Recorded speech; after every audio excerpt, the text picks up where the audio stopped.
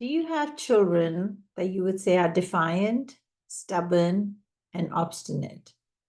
Are you struggling with children not listening and complying and doing what you want them to?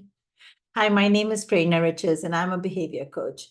Last week, during our coaching membership call, I was talking to a teacher slash coach. She's a mentor teacher who's supporting her other teachers in the program.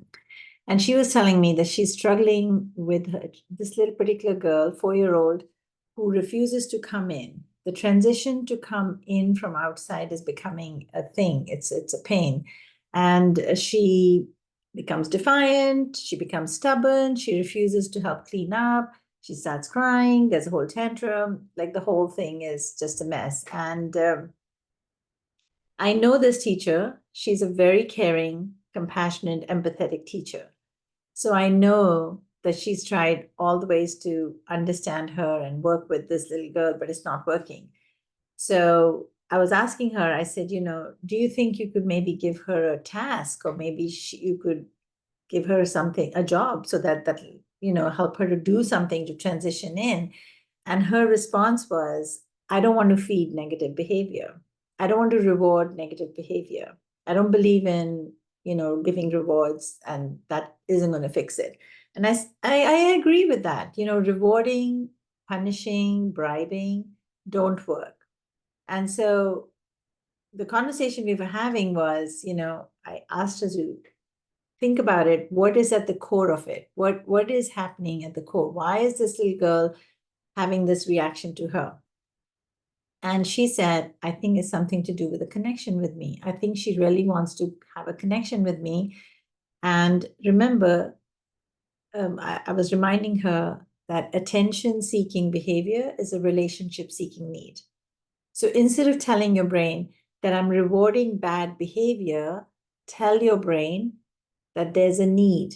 There's a relationships need right now.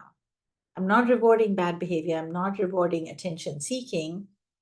It changes your mindset. I'm not rewarding attention seeking behavior. I'm recognizing there's a need. So I'm meeting the need. And so the following week, when we came back for the coaching, because we meet twice a month, the next time we came back, I asked her how it was going. And she said, amazing.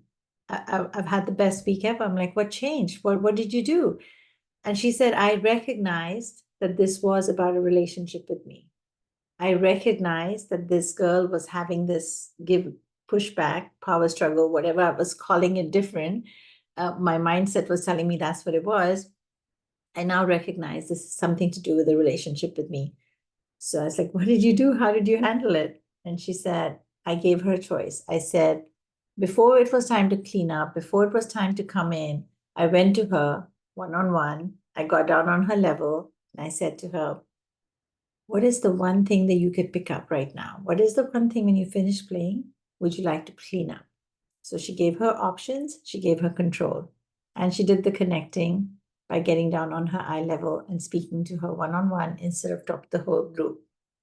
And the second thing she said was, when you've picked up your one thing that you want to pick up, what is the one thing you would like to do before you go in? Game changer. Game changer. Choices equals voices. When this little girl was given some control over her autonomy, over her transition from inside outside, she could go through it. The other thing that happened was there was a connecting that happened. Connecting between the teacher, Miss Ashley, and the little girl. The little girl felt seen and heard by her teacher. She felt like she'd given her a choice and a voice. What is the one thing you'd like to clean up? What is the one thing you'd like to do before you go in? And there you have it. Power struggle gone. The way we look at children's behavior determines what we do with it. If your mindset is telling you that child is being stubborn, obstinate, defiant, you're going to approach it that way. You're going to come from a compliance-based mindset. You're going to be like, I'm going to make you do this. I'm not going to reward bad behavior. Until you switch your mindset, almost like mind flex, until you switch your mindset and look at that behavior as a need, and then your approach can change. If you liked this and you want to know more about the coaching behavior membership that I have, reach out to me I only have 3 spots available right now. I don't open it up very often. I'm opening it up to 3 spots right now.